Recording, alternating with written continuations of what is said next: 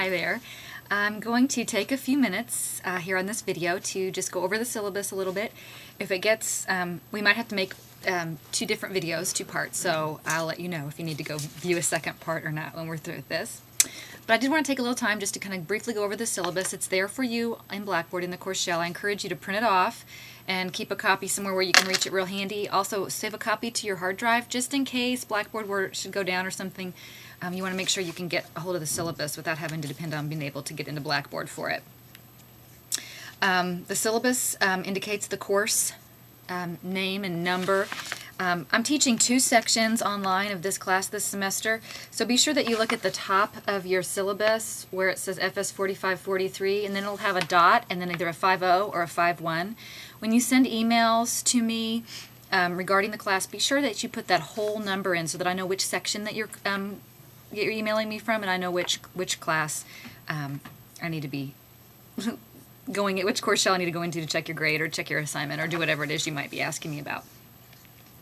And so again, this is stated in the syllabus, and it's also elsewhere in our course shell. But when you send an email to me or your TA, please in the subject line be sure you put, FS 4543.50 or 51, whichever's appropriate, your last name, and then just a little bit about the question. So I might put, FS 4543.51 Rose Discussion Board 1.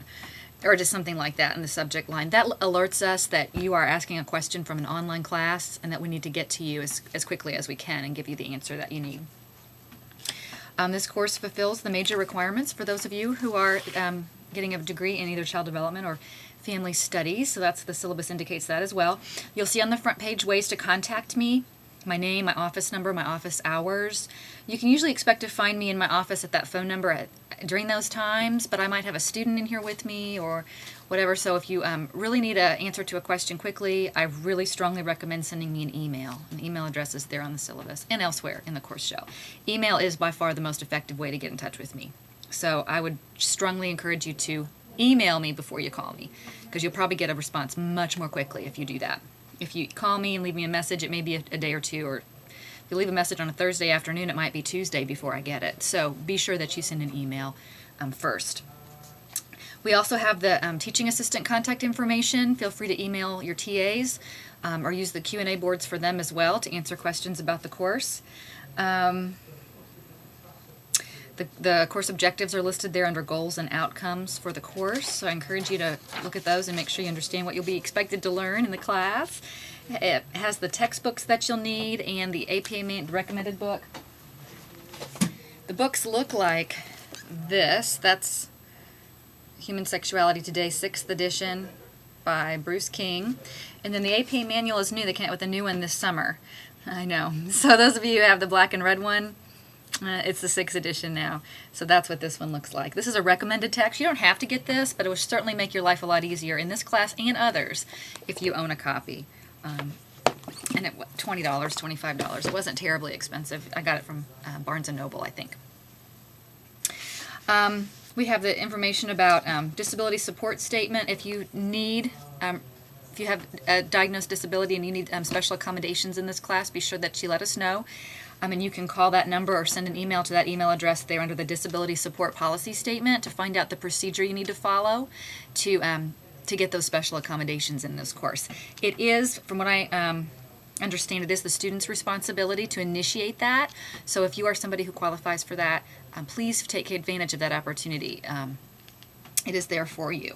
And then we have the academic integrity statement. It's very important that everything you turn in here in this class is your own work.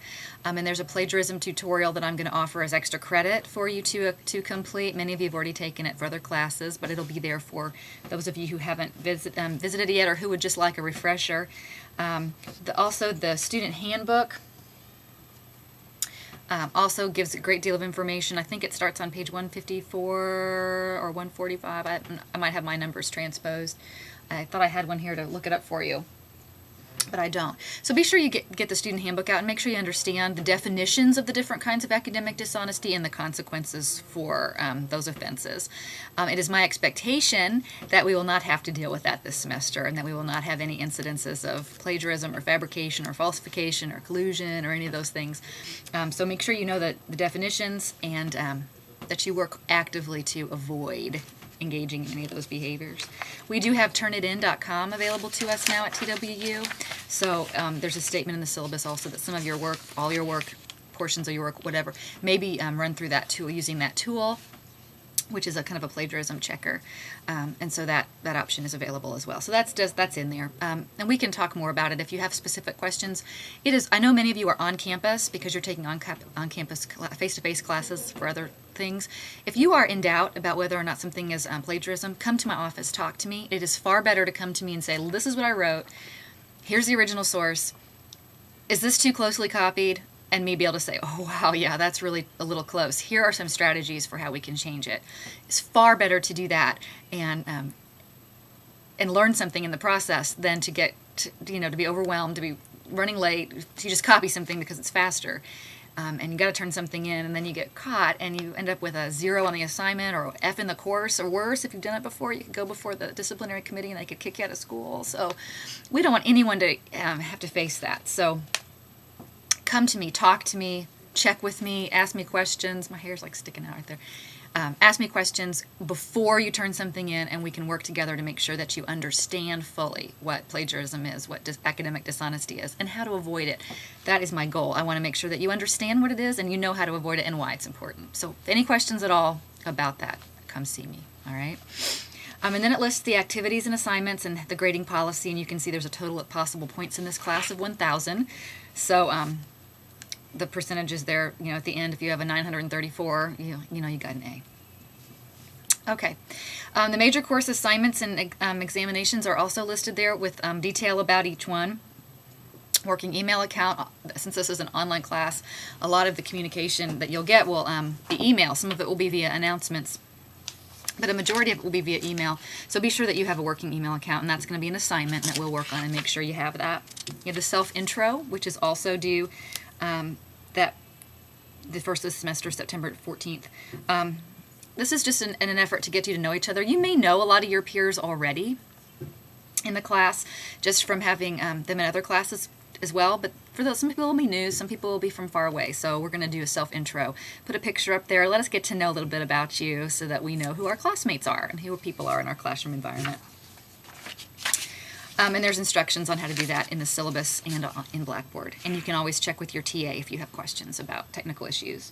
There's also a syllabus scavenger hunt. Do that September the 14th, in that first part of the class, week 2, which is just making sure you understand the syllabus and that you've been through it and watched this video and that you know what's going on. Then you also have to do the Kinsey Institute Sexual Knowledge Test. You'll go to the website indicated in the syllabus. You'll take the exam. You'll submit your score that it gives you into the assignment section of Blackboard, just in that text box. Now that score is not your grade on this assignment. You get a grade just did you do it or did you not do it. And you can take that as many times as you want to get the sexual knowledge score that you want. But please be assured that what you get on that quiz is not your actual grade on the assignment. You get points for participating, just for doing it. It's just for you to kind of get a sense of where you are in terms of your knowledge about sexuality right now at the beginning of the semester. It'd be interesting to take it again at the end and see how you do, how you fare. Okay, and then you have 2 article synopses that are 75 points each, pretty typical of what you have done in the past. The grading rubric is there in the syllabus, and there'll be more information coming to you about that assignment specifically in later dates. Then you also have 6 discussion board posts, and again, the rubric is right there for you, so you can see how you'll be graded on those, and more information. If you go to the discussion board, you can see what those actual questions are. Okay, I'm going to stop here for part 1, and then we'll pick this up again in part 2, and I will finish going over the syllabus for you and making sure that you are ready to start this class. Okay? See you in a few.